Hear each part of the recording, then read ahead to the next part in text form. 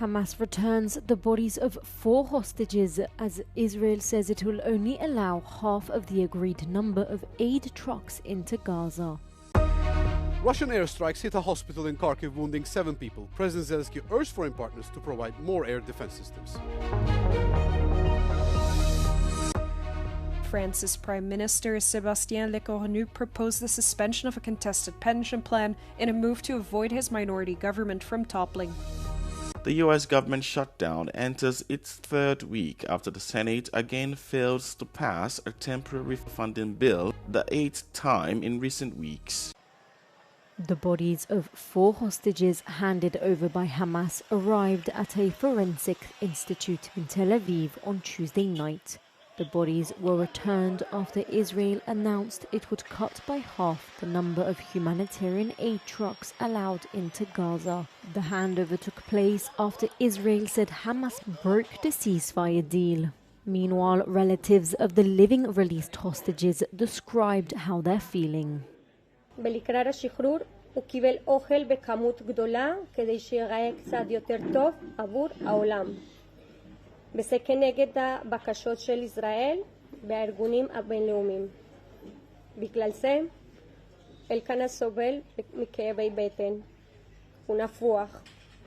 אבל אני בטוחה שהאיש הגיבור שלי יכול לחזור לאט לאט למצב הבריאותי טוב בזכות הטיפול הרפואי והעוצמות שלו.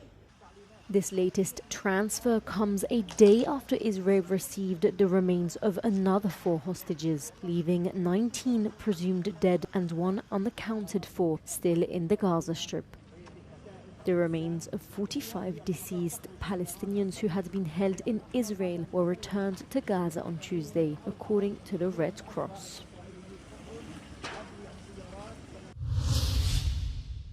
The story of a family that never lost faith. David and Ariel Cuneo, who were kidnapped by Hamas in 2023, have been released after 2 years of captivity. No, yo no me enteré. Pasó el tiempo. Me enteré. Después cuando lo vi a José Luis y Silvia. Yo no sabía ni lo que pasó, ¿no? Y después de que supiste que David, Ariel, Sharon, con las nenas... Toda la miseria. Ayer, ¿cómo empezó ese día? Ay, mejor no hablar. Nervioso. Hay ganas de abrazarlo. ¿Qué quieres que te diga? Yo a David lo quiero mucho porque tengo 4 nietos de oro y 2 hijos. Mira, en mi vida pensé que me iban a cuidar también. ¿Qué les vas a decir a David y a Ariel cuando los veas? Que los adoro. ¿Qué les voy a decir? Otra palabra no lo puedo decir. Llevas tú también 2 años esperando. 2 años esperando. Y esos 2 años, gracias a Dios, estoy acá para poder contarlo. Y yo estoy contento. La verdad que los vi... Cuando me enteré que iban a salir todos, Barro, me puse contento por todos y por mis sobrinos también. Vimos fotos que los chicos están bien, estamos en contacto con teléfono y bueno, sabemos que están bien los chicos, despacito, recuperándose, haciéndose todos los análisis que se tengan que hacer y esperando la vuelta, como se dice. Y traerlos acá, a mi casa, hacerles un lindo asado, como ellos se lo merecen, que siempre les gustaron. Russian forces launched a barrage of strikes against Kharkiv overnight into Tuesday, hitting a hospital and wounding 7 people. The attack on Ukraine's second largest city forced the evacuation of 50 patients from the primary healthcare facility. President Volodymyr Zelensky said the main targets were energy facilities and again urged foreign partners to provide more air defense systems. This call comes as a new report on Tuesday revealed a sharp drop in European military support for Kyiv. According to the Kiel Institute, foreign military aid fell by 43% compared to the first half of the year.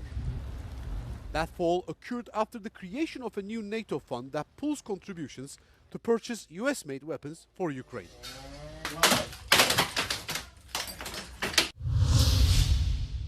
French Prime Minister Sébastien Lecornu is walking a political tightrope this week. Just as a reminder, he had resigned just a few weeks after taking office and then was immediately reappointed on Friday night by French President Emmanuel Macron in a shocking and frankly puzzling move.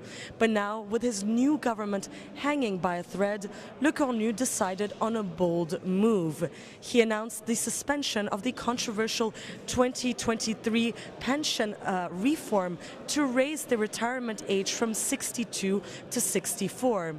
Speaking at the National Assembly this Tuesday afternoon, Lecornu said that the pension law, a flagship policy of Emmanuel Macron, will be put on hold until after the 2027 presidential election. But the political stakes remain high. With no clear majority, the government faces two no-confidence motions on Thursday. One filed by the far right and another filed by the hard left with support from the Green Party.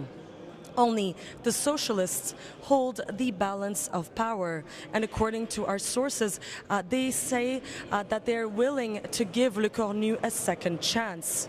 The next 48 hours will be critical as France watches whether the new Prime Minister, Macron's fourth in under 1 year, will survive this major parliamentary test.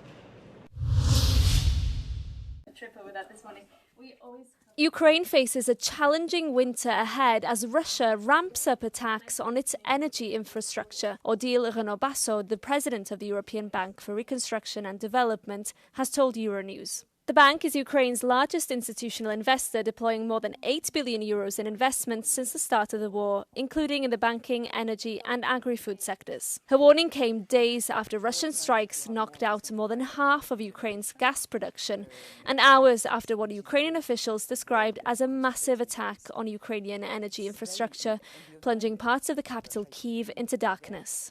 Few days ago, there have been the largest attack on gas infrastructure, and this creates new challenge. So that's why we need to be, as an institution, as a bank, and with the countries that support Ukraine, need to be very agile in defining the response and providing support depending on the priorities. And for example, now we've been working in the last few months and still now with Naftogaz, which is a gas company, in order to ensure that Ukraine has sufficient gas storage to cover for the winter. The country was very well prepared a few days ago. The new attack creates new challenge, so it's important to continue to strengthen and to be ready.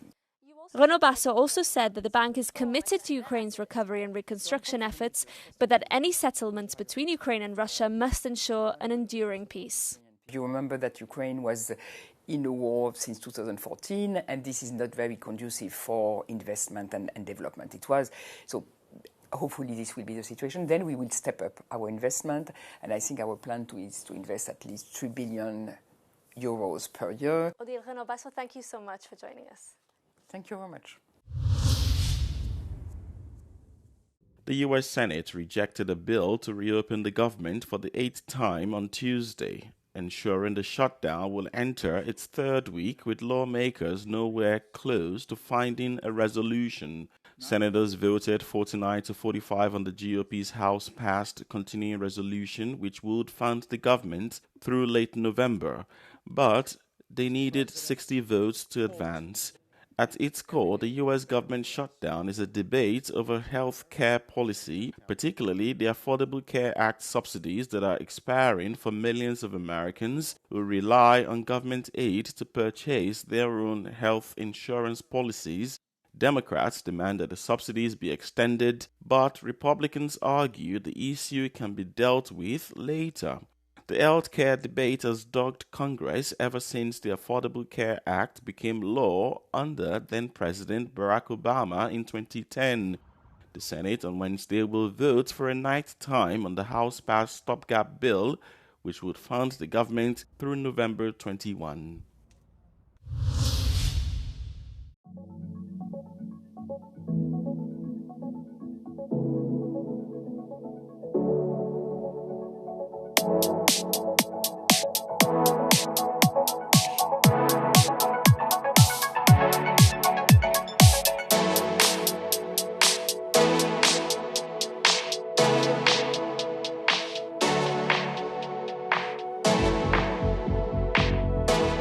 During our R&D process, we have made 200 of this and conducted more than 5,000 safety testing flights in extreme heat, high altitude, extreme cold, moisture areas, so it actually can handle all the situations.